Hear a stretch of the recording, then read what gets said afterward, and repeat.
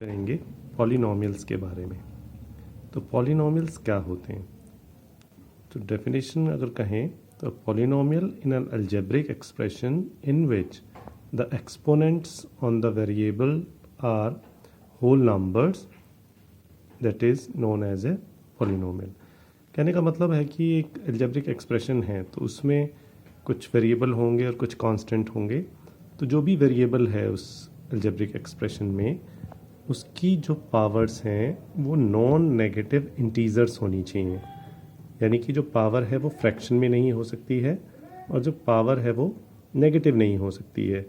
जो पावर्स हैं वो ज़ीरो हो सकती है या positive integers 1 2 3 and that is for the variables only. यानी कि जो भी वेरिएबल हैं उस एक्सप्रेशन में उसकी पावर अगर होल नंबर्स है तो फिर उस एक्सप्रेशन को हम एक पॉलिनोमियल कहते हैं। अब मैं कुछ एग्जांपल्स बताता हूँ आपको। सिंपली एक नंबर लिख दिया 5 या फिर a या फिर -3 पॉजिटिव या नेगेटिव या फिर 0 भी आप लिख दें तो उसको हम कहते हैं कांस्टेंट पॉलिनोमियल। कांस्टेंट पॉलिनोमियल जो है उसकी डिग्री 0 होती है। The degree of constant polynomial is 0। अगर 0 लिखा है सिंपली आपने तो 0 को हम ज़ीरो पॉलिनोमियल कहते हैं और उसकी डिग्री डिफाइन नहीं होती है। अगर आपका जो एक्सप्रेशन है उसमें maximum power on the variable 1 है, जैसे 3x लिख दिया मैंने या 2x + 5 लिखा या सिंपली ax + b लिखा, तो ये जो एक्सप्रेशन है इसमें वेरिएबल के ऊपर मैक्सिमम पावर 1 है, यानी कि इसकी डिग्री 1 है and it is known as a linear polynomial, degree 1। Next we come to quadratic. अगर जो मैक्सिमम पावर है वो 2 है, जैसे मैंने एग्जांपल लिया 3x² या 5x² + 7x - 3, या एक और एग्जांपल लिया है ax² + bx + c, जो स्टैंडर्ड फॉर्म है क्वाड्रेटिक पॉलिनोमियल की। तो पावर मैक्सिमम 2 है तो इसे हम कहते हैं क्वाड्रेटिक पॉलिनोमियल और इसकी डिग्री होती है 2। इसी तरह से अगर मैक्सिमम पावर 3 है, जैसे कि आगे एग्जांपल मैंने लिखे हैं, तो इसे हम क्यूबिक पॉलिनोमियल कहते हैं और इसकी डिग्री होती है 3। ये सब चीज़ें हमने क्लास 9th में पढ़ी थी पॉलिनोमियल के बारे में। इसी तरह से और हायर डिग्री के भी पॉलिनोमियल पॉसिबल हैं। तो जो भी सबसे बड़ी पावर किसी वेरिएबल के ऊपर होगी एक अलजेब्रिक एक्सप्रेशन में, वो उस पॉलिनोमियल की डिग्री होती है। अब हम बात करते हैं ज़ीरोज़ ऑफ अ पॉलिनोमियल की। तो zeros of a polynomial means क्या? The zero of a polynomial is the value of the variable which makes the polynomial zero. मतलब वेरिएबल जैसे x है तो x की क्या वैल्यू हम उसमें रखें कि वो पॉलिनोमियल ज़ीरो बन जाए। तो x की जिस वैल्यू को पॉलिनोमियल में x की जगह रखने से वो पॉलिनोमियल ज़ीरो बन जाता है, x की उस वैल्यू को उस पॉलिनोमियल का ज़ीरो कहते हैं। जैसे मैंने एक एग्जांपल लिया 2x - 5, तो इस 2x - 5 में जब x की जगह मैं 5/2 पुट करूँ तो 2 से 2 कट जाएगा, 5 बचेगा, 5 - 5 0, यानी कि पॉलिनोमियल की वैल्यू आपकी 0 आ जाएगी। यानी कि x = 5/2 is a zero of this polynomial. तो x की वो वैल्यू जो पॉलिनोमियल को ज़ीरो बना देती है वो उस पॉलिनोमियल का ज़ीरो होती है। तो हम किसी भी पॉलिनोमियल के ज़ीरोज़ फाइंड आउट कर सकते हैं। हमने क्लास 9th में ज़ीरोज़ ऑफ पॉलिनोमियल के बारे में भी पढ़ा था। अब हम पढ़ेंगे relation between zeros and the coefficients of a quadratic polynomial के बारे में। तो मैंने भी आपको बताया था एक क्वाड्रेटिक पॉलिनोमियल की स्टैंडर्ड फॉर्म होती है ax² + bx + c। ax² + bx + c, this is the standard form of a quadratic polynomial. तो इसको अगर हम इक्वल टू 0 रख देते हैं तो इक्वेशन बन जाती है। तो स्टैंडर्ड फॉर्म है पॉलिनोमियल की ax² + bx + c = 0। अब सपोज इसको सॉल्व करके जब हम x की दो वैल्यूज़ निकालते हैं तो वो दो वैल्यूज़ हैं अल्फ़ा एंड बीटा। तो अल्फ़ा एंड बीटा इसके दो ज़ीरोज़ हैं इस क्वाड्रेटिक पॉलिनोमियल के। तो this symbol is alpha and this is beta. These are the two zeros of this polynomial and a, b and c are the coefficient. You can see that a is the coefficient of x², b is the coefficient of x and c is the constant term. So these three are called the coefficients. ये तीनों हमारे coefficient हैं। एक x square का coefficient है, x का coefficient और constant term. तो A B C are the coefficients. और हमारा जो रिलेशन है जीरोज और कोफिशिएंट्स के बीच में, पहला रिलेशन है सम ऑफ जीरोज का। सम ऑफ जीरोज यानी कि जीरोज का सम अल्फा प्लस बीटा, वो हमेशा माइनस बी अपॉन ए के इक्वल होता है। Means minus the coefficient of x upon the coefficient of x square.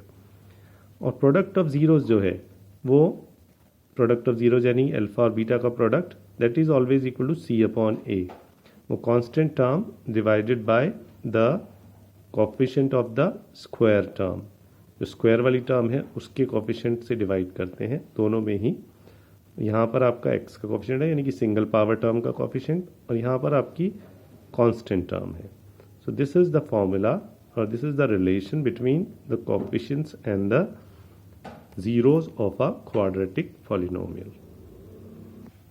अब मैं आपको बताता हूँ फॉर्मेशन ऑफ पॉलिनोमियल के बारे में। तो हमें एक पॉलिनोमियल फॉर्म करना है।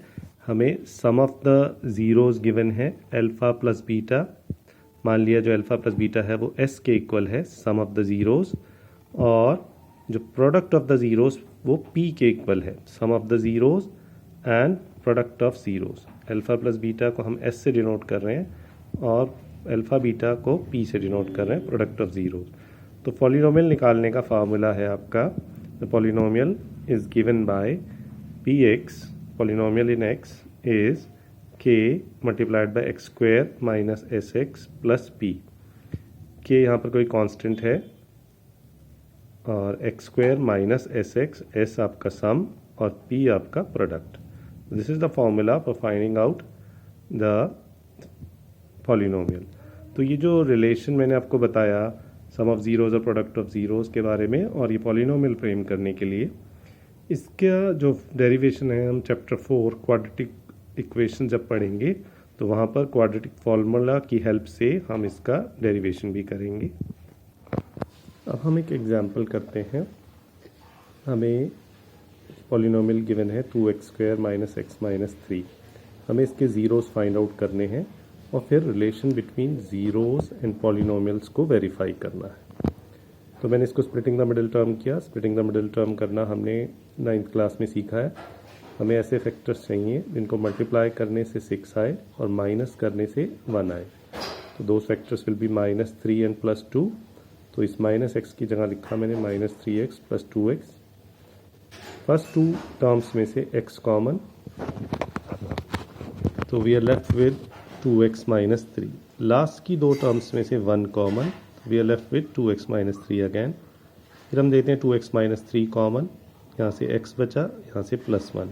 तो ये दो फैक्टर्स आ गए आपके 2x माइनस 3 और x प्लस 1। इन दोनों को हम 0 के इक्वल रखते हैं। तो 2x minus 3 is equal to 0 and x plus 1 equal to 0।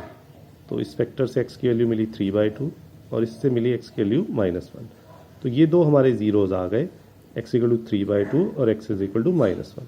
इन्हें हम अल्फ़ा और बीटा ले लेंगे। फर्स्ट 0 अल्फ़ा, दूसरा 0 बीटा। आप किसी को भी अल्फ़ा और बीटा अज्यूम कर सकते हैं। अब हम वेरिफिकेशन करेंगे। अल्फ़ा हमने 3/2 लिया, बीटा -1। यहाँ पर आप कोफिशिएंट्स देख सकते हैं कि a is 2, b is -1 x का coefficient, c the constant term is -3। Sign के साथ लेना है टर्म्स को। अल्फ़ा प्लस बीटा, अल्फ़ा 3/2 और beta -1।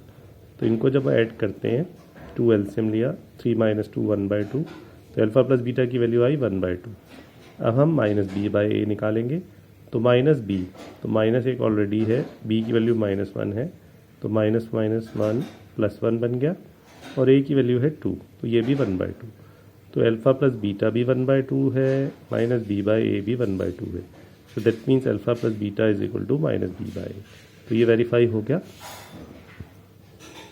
Now we come to the product alpha beta. Alpha की वैल्यू 3/2 आपकी है, बीटा की -1। इन दोनों को मल्टीप्लाई करते हैं तो 3/2 इंटू -1 -3/2। फिर c अपॉन ए, c की वैल्यू हमारी -3 है, a की वैल्यू 2 है, तो c अपॉन ए हो गया -3/2। द 2 आर इक्वल, दोनों सेम है। तो it is verified that alpha beta is equal to c upon A. तो हमने कोफिशिएंट्स और ज़ीरोज़ के बीच में जो रिलेशन है उसको वेरीफाई कर दिया।